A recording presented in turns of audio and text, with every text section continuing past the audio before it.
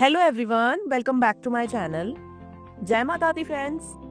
तो यूं तो हम हलवा चना बनाते ही रहते हैं, लेकिन जब प्रसाद के लिए बनाते हैं तो उनका टेस्ट अलग ही लेवल का होता है।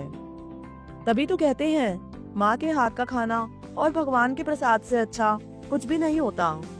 तो चलिए फ्रेंड्स, पूर्ण आस्था और विश्वास के साथ हलवा और चने का प्रसाद बनाना शुरू करते हैं। सूखे मसालेदार चने बनाने के लिए हम लेंगे भीगे हुए चने। तो यहाँ पर काले चनों को मैंने 6 से 7 घंटे पहले ही पानी में भिगो दिया था। तो अब आप इन्हें ओवरनाइट या फिर 6 से 7 घंटे के लिए भिगो दें। चनों को जिस पानी में हमने भिगोया था वो पानी हम निकाल देंगे और अब इन चनों को हम एक प्रेशर कुकर में ट्रांसफर कर लेते हैं। चनों को सबसे पहले हमें उबालना है, तो हम इसमें डाल देंगे पानी। अब कुकर के अंदर ही मैं नमक डाल रही हूँ। पानी डालने के बाद मैं इसमें नमक ऐड कर दूंगी, इससे चनों में नमकीन फ्लेवर आ जाएगा। लेकिन अगर आप माता रानी को नमकीन चनों का भोग नहीं लगाते हैं, तब आप इन चनों को बिना नमक के भी उबाल सकते हैं। अब प्रेशर कुकर का ढक्कन बंद करेंगे और मीडियम फ्लेम पर इसमें 3 से 4 सीटी लगाएंगे। तो लगभग 3 से 4 सीटी में चने काफी अच्छे से सॉफ्ट हो जाते हैं, लेकिन फिर भी चनों की काफी सारी क्वालिटी आती है, तो उस हिसाब से आप इन चनों को सीटी लगा दें। प्रेशर कुकर में जब 4 सीटी आ जाए तो इन्हें ऐसे ही छोड़ दें और जब तक कुकर का प्रेशर खत्म हो रहा है हम हलवा भी बना लेते हैं। हलवा बनाने के लिए बहुत ही सिंपल सी मेजरमेंट है। तो 1 कटोरी को नापकर हम सारी चीजें ले लेंगे।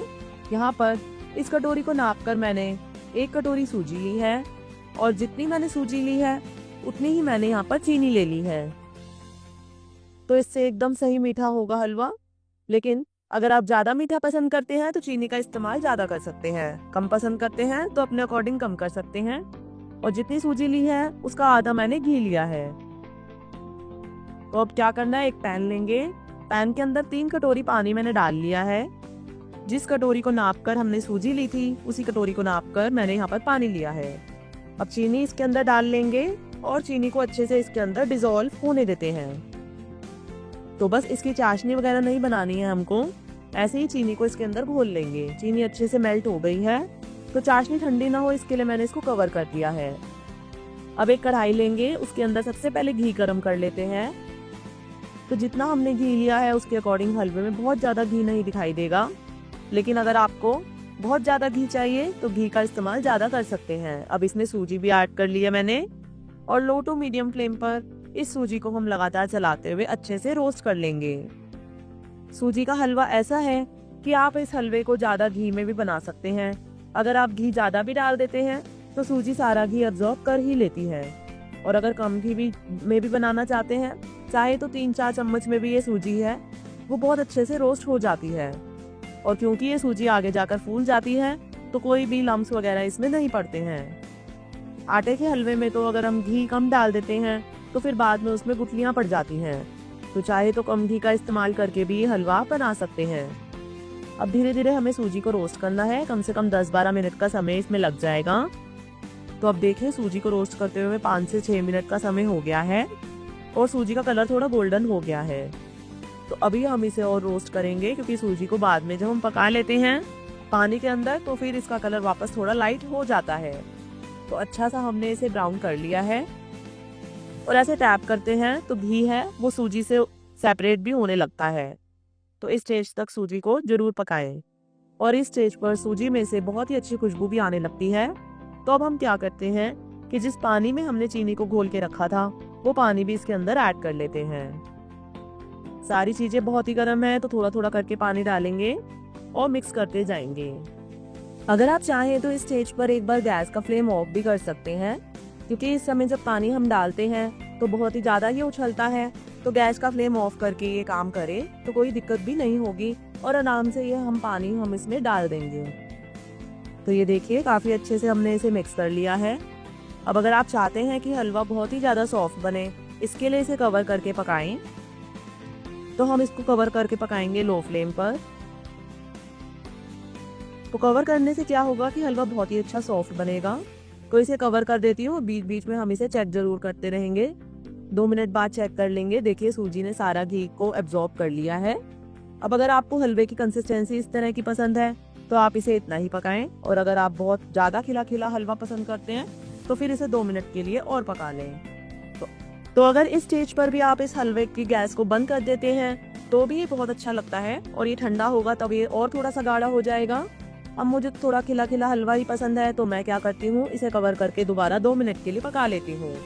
और अब लास्ट में हम इसमें आधा छोटा चम्मच इलायची पाउडर ऐड कर देंगे, और आप चाहें तो इसमें ड्राई फ्रूट्स भी डाल सकते हैं, पर मुझे तो ड्राई फ्रूट्स कुछ खास पसंद नहीं है क्योंकि मैं हलवे को चनों के साथ खाती हूँ, तो उस समय जब ड्राई फ्रूट्स आते हैं मुंह में तो अच्छे नहीं लगते हैं। लेकिन आप डाल सकते हैं डालना चाहें तो देखिए दोस्तों, मैं इसका आपको दाना दिखाती हूँ कि किस तरह सूजी का हर दाना बहुत ही अच्छे से फूल गया है। बहुत ही अच्छा खिला खिला एकदम मुंह में घुल जाने वाला हलवा बनकर के तैयार हुआ है। तो चलिए अब हम इसे सर्व भी कर लेते हैं, और अब हम ये चने भी चेक कर लेते हैं। इसका प्रेशर भी खत्म हो गया है, तो चने भी एकदम सॉफ्ट होते हैं तभी खाने में अच्छे लगते हैं। तो इस तरह पहले हम चनों को चेक कर लेंगे। इस तरह से जब चनों को हम तोड़कर देखेंगे तो बहुत ही इजीली ये टूट रहे हैं, इजीली मैश भी हो रहे हैं। तो इस तरह से सॉफ्ट हुए चने खाने में बहुत ही अच्छे लगते हैं। लेकिन अगर इस स्टेज पर आपको लगे कि चने कम पके हैं तो आप इनमें 1-2 सीटी और लगा दें। अब एक कटोरी के अंदर कुछ पाउडर मसाले ऐड करेंगे। 2 छोटे चम्मच धनिया पाउडर डालेंगे, 1/4 छोटा चम्मच हल्दी का पाउडर डालेंगे, 3/4 छोटा चम्मच यहाँ पर मैं लाल मिर्च लूंगी, 1/4 छोटा चम्मच अमचूर का पाउडर, स्वाद के अनुसार नमक ऐड कर देंगे। नमक हमने चनों को बॉईल करते समय भी डाला था तो उसी के अकॉर्डिंग नमक ऐड करेंगे। अब थोड़ा सा पानी डालते हुए सारे मसालों को पानी के अंदर अच्छे से घोल लेते हैं। धीरे धीरे ये मसाले पानी के अंदर काफी अच्छे से फूल जाएंगे तो बहुत ही बढ़िया मसाला बनकर तैयार होगा। तो मसालों को साइड में अब रख देते हैं, और अब एक कढ़ाई के अंदर 3 से 4 चम्मच तेल या फिर घी गरम कर लेंगे। तेल के गरम होते ही इसके अंदर डालेंगे 1 छोटा चम्मच जीरा। जीरा जैसे ही थोड़ा पक जाए इसके अंदर डालेंगे 1 तेज पत्ता। साथ ही में मैं यहाँ पर चुटकी भर हींग भी इसमें ऐड कर रही हूँ, लेकिन अगर आपको हींग का फ्लेवर पसंद नहीं है तो आप इसे स्किप कर सकते हैं। मसालों को कुछ सेकंड के लिए हमने पका लिया है, तो अब जो पानी के अंदर हमने मसाले घोल के रखे थे ये पेस्ट भी हम इसमें ऐड कर देंगे। तो मसाले काफ़ी अच्छे से फूल गए हैं तो इनकी मात्रा भी बढ़ जाती है। इस तरह से जब हम मसाले तेल में डालेंगे तो ये धीरे धीरे पकेंगे तो टेस्ट भी अच्छा आएगा। सूखे मसाले अगर कढ़ाई में ऐसे तेल में डायरेक्ट डाल देते हैं तो फिर ये फटाफट से जलने लगते हैं। अब इन मसालों को हम लगातार चलाते हुए मीडियम फ्लेम पर पका लेते हैं।